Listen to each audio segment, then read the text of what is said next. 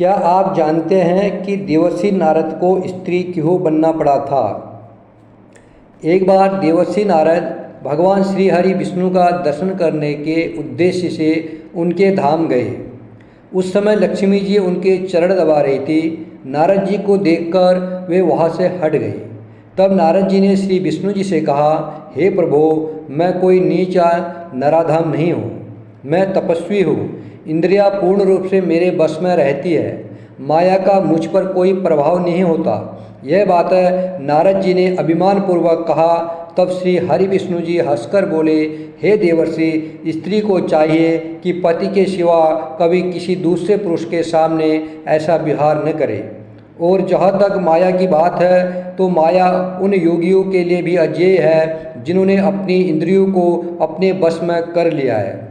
तब नारद जी ने कहा, हे प्रभु, मैं माया का स्वरूप देखना चाहता हूँ। नारद जी के वचनों को सुनकर श्री हरि ने अपने प्रिय वाहन गरुड़ को याद किया। गरुड़ जी तुरंत उपस्थित हुए। गरुड़ पर श्री विष्णु जी के साथ नारद जी सवार हुए और तब भगवान का संकेत पाकर गरुड़ जी उड़ चले। सुंदर नदियाँ, तालाब, पर्वत आदि देखते हुए दोनों कान्यकुब्ज नगर पहुँचे। वहाँ एक दिव्य सरोवर दिखाई पड़ा। वहाँ विष्णु जी का संकेत पाकर गरुड़ जी नीचे उतरे। तब श्री विष्णु जी ने नारद जी से कहा, हे ऋषिवर, पहले तुम सरोवर के स्वच्छ जल में स्नान कर लो, फिर आगे चलते हैं। भगवान विष्णु के कहने पर नारद जी ने जो ही सरोवर तालाब में डुबकी लगाई, उनकी पुरुष आकृति गायब हो गई। वे सुंदर स्त्री के रूप में परिवर्तित हो गए। अपने पहले वाले रूप की याद भी न रही, भगवान विष्णु भी याद न रहे। सुंदर स्त्री रूप पाकर वे सरोवर से बाहर निकले। उसी समय राजा तालध्वज वहाँ आ गए। राजा तालध्वज ने उनका नाम सौभाग्य सुंदरी रख दिया और उनसे विवाह कर लिया। फिर धीरे धीरे उनसे 12 पुत्रों की उत्पत्ति हुई। उनके लालन पालन में सौभाग्य सुंदरी का समय बीतने लगा। वे पुत्र बड़े हुए, उनकी भी बहुएं आ गई, उनके भी बच्चे हुए। एक बार युद्ध में सौभाग्य सुंदरी के बच्चे और पोते मारे गए। तब सौभाग्य सुंदरी को बहुत दुख हुआ और वह रोने लगी।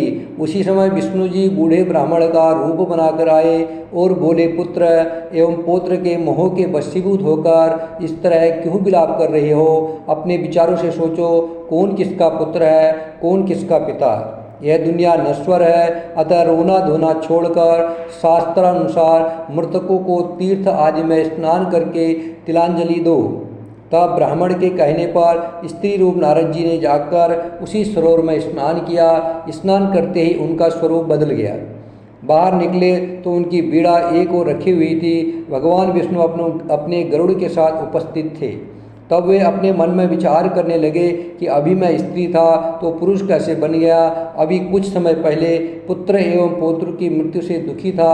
आखिर ये सब क्या है? भगवान विष्णु उनके मन की बात जान गए और हंसते हुए बोले, हे देवर्षि नारद जी, ये माया का एक स्वरूप है। माया अनेक रूपों में प्राणी को भटकाती है। माया का पार पाना असंभव है। माया के प्रभाव से ही तुम पुरुष से स्त्री हुए और 12 पुत्रों को जन्म दिया। देवर्षि नारद ने कहा, हे प्रभु, सचमुच माया बड़ी विचित्र है। श्री राम जय राम जय जय राम, श्री राम जय राम जय जय राम, श्री राम जय राम जय जय राम, श्री राम जय राम जय जय राम, श्री राम जय राम जय जय राम, श्री राम जय राम जय जय राम।